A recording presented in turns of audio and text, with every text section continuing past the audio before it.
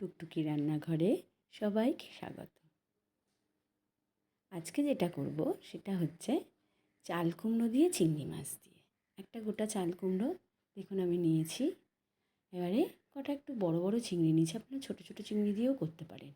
আর চাল কুমড়োগুলো একদম ঝিরিঝিরি করে কেটে নিয়েছি, একদম ছোটো ছোটো করে কেটে নিয়েছি, একদম ঝিরিঝিরি করে।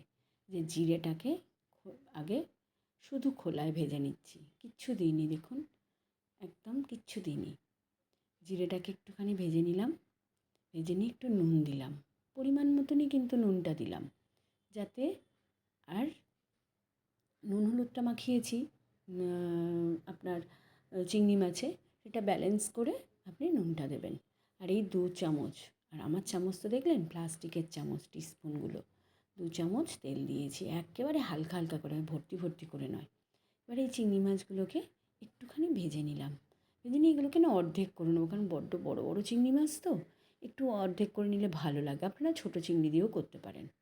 আমি একটুখানি আদা রসুন একদম 1 চামচ 1 চামচ করে, মানে হাফ চামচ আদা আর হাফ চামচ রসুন দিয়েছি, দিয়ে ওটাতে একটুখানি জিরে গুঁড়ো দিয়েছি, মানে ম্যারিনেট করে নিয়েছি ওইটাকে, দিয়ে 1 চামচ করেছি, করে একটা গোটা চাল কুমড়োতে আমি ওই মশলাটা দিলাম।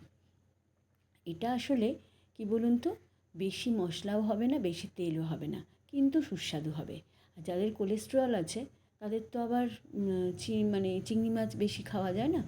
এ দেখুন রোজকার যে গুঁড়ো মশলাগুলো, একটু জিরে গুঁড়ো, একটু ধনে গুঁড়ো, একটু হলুদ গুঁড়ো, এটা সবই সমান সমান, মানে মানে বুঝে শুনে দেবেন আর কি। আপনাদের যেরকম সংসারের লোক সেরকম বুঝে জিনিসটা দেবেন।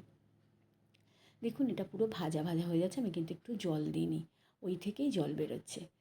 এবারে চাপা দিয়ে দিলাম, ভালো করে নেড়েচেড়ে চাপাটা দিলাম। এই 10 মিনিট বাদে আমি চাপাটা খুলে এটাকে একটু নেড়ে নিচ্ছি। নেড়েচেড়ে দেখুন একদম গায়ে গায়ে হয়ে গেছে, একদম জিরিজিরি করা তো ভালো লাগে। আমি আজকে আর নারকেল দিয়ে করলাম না, নারকেল দিয়ে আবার আরেকদিন দেখাবো। আজকে করেছি চিংড়ি মাছ দিয়ে, পেঁয়াজ দিইনি, আর একটু হালকা করে চিনি দিলাম। আপনারা সুগার রোগীদের জন্য গুড়ও দিতে পারেন, এবং যাদের পিসিওডি আছে তাদের জন্য গুড় দিতে পারেন। আখের গুড় দেবেন, সাদাটা, তাহলে কোনো অসুবিধা হবে না। আমি যেহেতু একটুখানি চিনি দিয়েছি, গুড়টা নেই বলে, নাহলে আমি গুড়ও দিই অনেক সময়। দেখুন মাখা মাখা হয়ে গেছে, একেবারেই সুন্দর হয়ে গেছে। এই চিংড়ি মাছটা আপনারা আধেকও করে নিতে পারেন, করেও ভাজতে পারেন, কোনো অসুবিধা হবে না। এটা বাচ্চাদের পক্ষেও ভালো, বড়দের পক্ষেও ভালো। দেখুন একদম শুকনো শুকনো হয়ে গেছে। এবারে ধনেপাতা দিয়ে নামিয়ে নেবেন। সুস্থ থাকুন, ভালো থাকুন, সাবধানে থাকুন। টাটা।